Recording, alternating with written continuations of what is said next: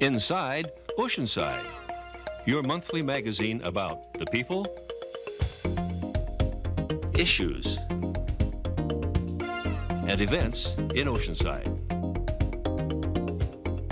Hello and welcome to the May 2003 edition of Inside Oceanside, your monthly community news magazine. I'm Don Williamson, and my co-host today is Cindy Sabato, Director of Communications for the Oceanside Unified School District. And if you're saying, I know that face, you probably do, because for the first few years of Inside Oceanside, Cindy brought us absolutely wonderful stories about the great things happening in Oceanside schools. And we've been able to coerce her to be co-host for the next few months. Cindy, thanks for being here. Thanks, Don. It's great to be here. All right. And you know, for your first job as co-host, we've got a great show lined up today. Well, that's great. What are we waiting for? Let's tell them all about it.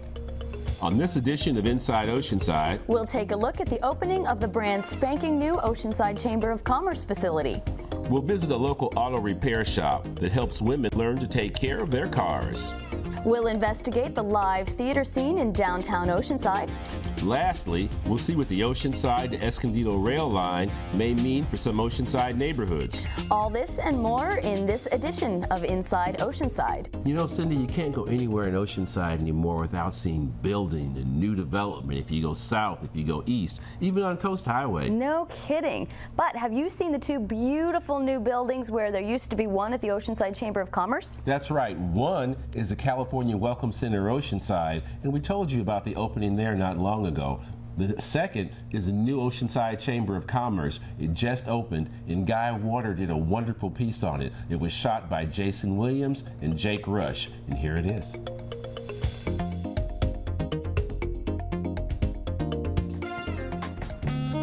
Good afternoon and welcome everybody to the grand opening of the new offices for the Oceanside Chamber of Commerce. I think I'm probably one of the more excited people in the crowd. I have some staff that are probably just as excited as I am, because this has been a long time coming. 5 years, 2 months, 17 days, and 6 hours. This is an historic day for the city of Oceanside, for the Oceanside Chamber of Commerce, and really North San Diego County. It's the culmination of over 5 years worth of hard work and effort by the Chamber and the city here. You can see it's a beautiful building. This is going to be the basis, the base of operations for the Oceanside Chamber of Commerce. We're up over 950 members now. That represents over 23,000 employees in the area. And we're really proud of that fact. The Chamber's come a long way, and we really are we're going to continue to grow, that's for sure. We moved out of the other building in July of 2000 or so, I guess it was, 2001, and moved into trailers. And the folks in the California Welcome Center, they were the lucky ones. They got out of the trailer early, were able to get back into the new California Welcome Center. Actually, a year ago, it was February the 14th of last year, we opened up the California Welcome Center. The rest of us stayed for another year in that same trailer, sweating with no air conditioning some days, and then freezing with no heat on others. Well, this chamber's been here for, I think, since 1896, over 100 years now. And they have one of the highest memberships of all the chambers in the entire state. And again, especially given this time of bad economic times and slow economic growth, I mean, that's really phenomenal. This is another wonderful partnership between the city and the business community. And in front of me, we have representatives from the city, the county, the state, and the federal government. This facility is not just a local Oceanside facility. It is truly a regional facility that takes care of people from all over the country and in many cases the world. It's the first, for many, the first stop into our county of San Diego. And Oceanside, we can say we're very proud to be the ambassadors for the county of San Diego. Be it proclaimed by proclamation by Supervisor Bill Horn, by Chairman Greg Cox, and all members of the San Diego County Board of Supervisors on this 13th day of March 2003 that they commend the Oceanside Chamber of Commerce for outstanding service, leadership, and commitment to area residents, and do hereby declare this day to be Oceanside Chamber of Commerce Day throughout San Diego County. Thank you. You okay? We're good to go. All right. How about it?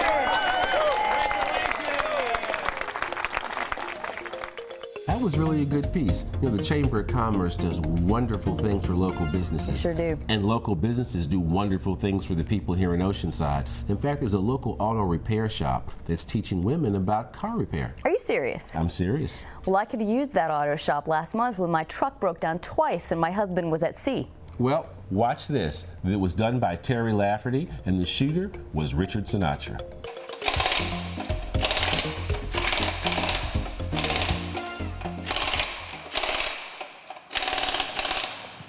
Caring for your car just got easier. A workshop tailored especially for women offers a fun and easy way to learn about your automobile. At Car Care Academy, women learn the essentials of how to take care of their car, how to keep their car running, and how to keep their tires rolling. Car repair and maintenance. For most of us, that must-do responsibility ranks low on our priority list. Fear not, if you are not fluent in the language of automobiles, they've left the jargon out. Several local women attended a recent workshop, getting instruction from champion auto racer Pat Brown. This is where you would add it. So you would take that cap off. Now, notice that that cap says never open when hot. Guess what that means? Don't open when hot. If you do get corrosion, if you get that stuff that looks like, you know, white fungus growing on there, okay, you can make like a solution of baking soda and water. Please do not use Coca-Cola. Okay, Say what? Will. You can use like Coca-Cola or Pepsi and dump it over there. It will eat the corrosion off the battery. The problem is it eats on through the rest of the car. In reality, successful car care doesn't have to take a lot of time, money, or technical knowledge. Students were eager to learn about proper tire pressure, fluid levels, and filters, as well as how to deal with fuel efficiency. In addition, the car seminar played a part with Operation Homefront, which was designed to assist men and women with spouses in the military. I had a lot of men bring their wives in recently because of what's happening overseas. They were being transferred out to Kuwait, Afghanistan, those areas, and they normally maintain their cars, but they wanted, their wives were going to have to, so they brought their wives in and introduced us to our staff so we could do it for them, and they felt comfortable coming here. And they wanted basic car information. People were coming into the stores feeling lost, feeling intimidated by the whole car repair experience. And so these clinics and these academies then became a response to providing consumers with basic car repair information. If you don't do all of these maintenance items. Many women have discovered they must take over responsibilities formerly held by spouses in the military. Women attending the class gained confidence, learning car maintenance while picking up a few important tips. I learned that just the basic of maintenance can save you lots and lots of money. The oil, which I've learned I know how to do that. But the other fluids, I was clueless.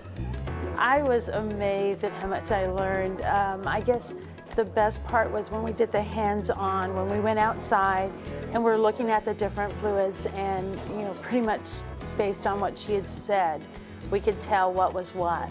And now I'm excited to get under my hood to see what's there. And with having 3 different vehicles in our house with 3 different model years, I can go home and check now to see which one has the green fluid, which one has the red fluid.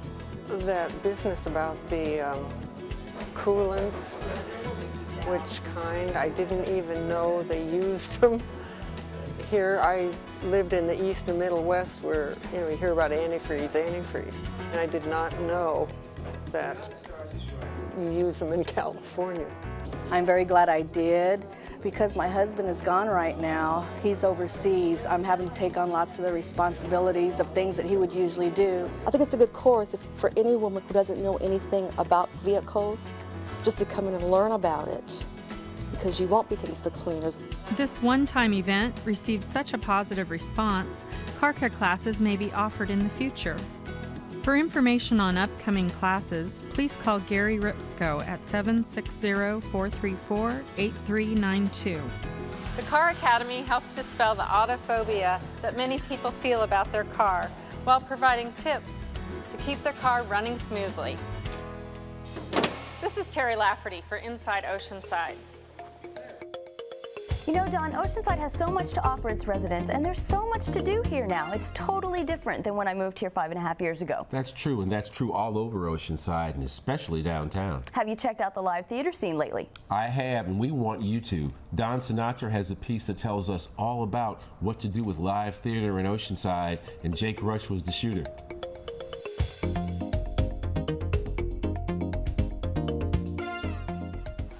In an effort to liven up the nightlife of the downtown area, Oceanside has taken an interest in 2 performing arts theaters, both of which were closed and have recently opened their doors to the public. The Sunshine Brooks Theater opened in 1936 as a movie playhouse and shut down for business in the early 90s, then was later acquired by the city. From the 70s to the 90s, this was still opened, but it was declining in business due to the other cinemas in the area. So in 1990 it closed. In 1993, City of Oceanside took it over. About 1 block north of the Sunshine Brooks is the Star Theater, which has been recently purchased by the Poinsettia Theater Group.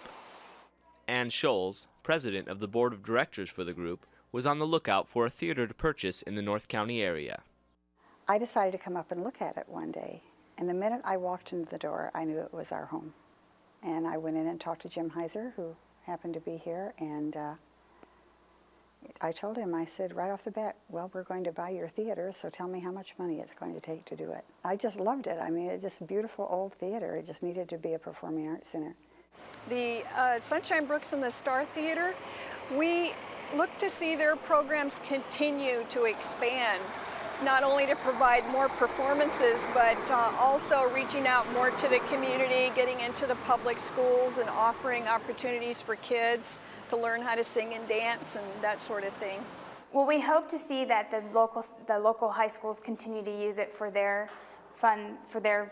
productions. We look forward to having the different community groups come in and use it for award ceremonies, just basically a multi-purpose facility that for whatever anyone needs for a stage and audience that we can provide for them. Although the Star isn't owned by the city, it provides many opportunities to the students of Oceanside and is a great asset to the community. It's not just a community theater. They offer a lot of singing and dance and drama lessons for children, youth, and as well as adults. They also have programs in the local schools. They take their drama classes actually to the public schools in the area. They've done a great job being part of the community. We rent the theater when it's not being used for a Star Theater Company production to just all kinds of people. Dance recitals and straight plays, musicals. We are a nonprofit. We don't need to make a profit. We just need to break even, which is just about what we do every month. Well, we're hoping that more theater goers obviously will come down here. We have, as you can see around me, the display of arts. Every weekend it's open to a local artist with the help of the Phantom Gallery to promote. So we're hoping that it will bring people down to enjoy something new. The presence of the 2 theaters make a positive influence on the atmosphere of downtown, which the city is grateful for. Well, the Sunshine Brooks Theater, the goal is to be the permanent cultural arts center for the city of Oceanside. So it takes a big role with redevelopment because we want to bring people into downtown to enjoy Oceanside. You would be hard-pressed to find better theater. Just tons of young people's groups use this, and it's a lot of fun. I mean, anybody coming here on a weekend is going to have a good time. And I think people would be totally surprised about how good the quality is, actually. This is Guy Warder for Inside Oceanside. You know, Cindy, you have to be living under a rock not to have heard about the Oceanside to Escondido rail line that's coming up. There's been so much controversy about what it's going to mean, what it's going to cost. That's for sure. But you know, I don't think a lot of people have thought about what it will mean for the neighborhoods where those rail stops will actually be. That's right. There are going to be 13 rail stops, 7 in Oceanside. Janine Posel tells us all about what could happen, and Courtney Richards shot that story. With Richard Sinatra.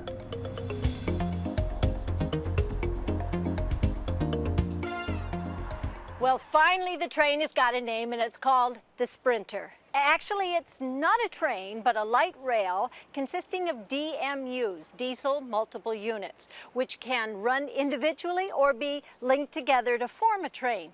Now, it's going to start right here at Oceanside Transit Center and travel to Escondido, a journey of about 22 miles.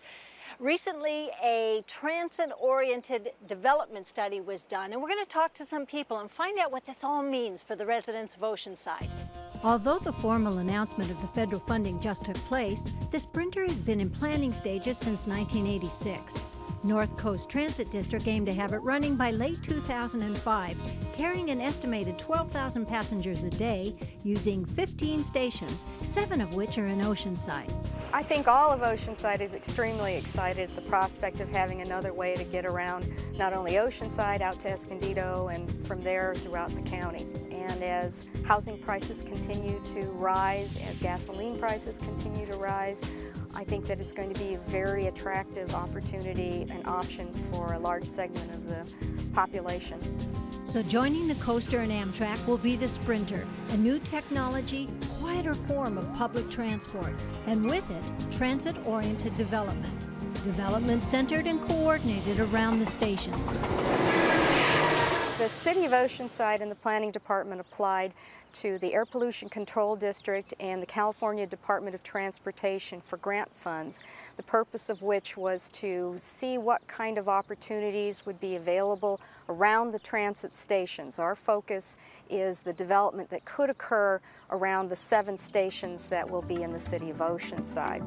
I think there's a synergy that happens between the residents who might live around the transit stations, and we typically believe that a quarter-mile radius is the optimal amount that would support dense and compact residential as well as commercial live-work type uses. And with that, you have the opportunity for people to walk to the kind of services that we use every day. You want to get a quart of milk, you want to go to a little coffee shop, you want to get your dry cleaning done. We were very surprised that there was, it seems, a pent-up interest in this. A lot of people had said, I've lived in urban environments before, and this is something that I would like to live in, I would like to have in my neighborhood and available to me. I'm here with Laura Warner from CityWorks, a San Diego company that was commissioned to do the transit-oriented development study. Welcome to KOCT, Laura. Thanks so much for having me. We're here at a vacant lot in Oceanside, right off of Pacific Coast Highway. Can you give us an idea about what's going to be happening here? Well, this is the site of the new transit station that NCTD is putting in. It's called the Coast Highway Station. And we're really excited about it, and we've done a lot of work with the community. I think they're also really excited about it. This is kind of the center point for the quarter-mile radius around this district, this future district, that will provide a lot of opportunities for folks to live, work, and play in the same area. It also will be a really important connection for people coming from as far east as Escondido, but all the way through Oceanside to get to the beach. So the idea is to have a quarter-mile radius of a dense, compact, active, lively location that you can do everything you need to do without ever getting in a car. We had 3 community workshops. The first workshop, and we always do this when we go into a community, is we walk the area ourselves, but then we go on a walking tour with the community. We find out what they think about their own community, and we all experience it together. They then came back and they gave us information based on these 9 elements of a successful district. They organized it and let us know what they think the opportunities and constraints of the existing conditions are in relationship to those 9 elements. That was really good information for us, and it really informed the designs that we came up with. We then had a subsequent workshop where we talked more about what this could look like. What does it look like to be in a dense, compact environment that's mixed use, that's multimodal, there's lots of different ways to get around, it's based around a transit station. What's that like? Is that an environment that people are going to want to live in? And what they came back with was yeah, they liked these ideas, and they came up with ideas about how we could implement those concepts in their community. The third workshop revolved around presenting the ideas in a plan form. So we blended the technical and design experience of CityWorks with the community's input. and we put together what we feel is a very exciting plan. And when we talked with the community, the majority of the comments were really how to implement it, which was really exciting for us. They gave us lots of details about how we might make the different types of transit uses work better. One of the things that we found out in our research is that only 60% of the community has a driver's license. That means 40% of the community really can't use our land planning process that we've been doing since the 60s. This single-use, things sprawled out, having to always drive no matter where you were going doesn't really work. We're analyzing the material that CityWorks produced for us, and we're going to see what the next steps will be. We do know that we want to do more community input. We have an environmental analysis that needs to be done, and we'll take it all out back to the public in the public forum so that we can be sure we're going in the right direction, that we have consensus and we can move forward if this is what the community wants us to do. So coming to a station near you, December 2005, The Sprinter. I'm Janine Posel for Inside Oceanside. That about does it for this edition of Inside Oceanside. And as always, we're busy working on next month's show. If you have any questions, comments, ideas, or suggestions for story ideas, we want to hear from you. Just call the numbers you see at the bottom of your screen. That's right. And until next time, remember it's great to be inside Oceanside. Goodbye. Bye. On behalf of KOCT, I would like to thank Don Williamson for his many contributions from the beginning to Inside Oceanside. Don was a mentor to interns and new television producers, a colleague, and a valued member of the KOCT family. We wish you the best, Don, and we'll miss your insights, creativity, and good nature. And that's right, Don, I'm expecting a big discount at your Barbados bed and breakfast.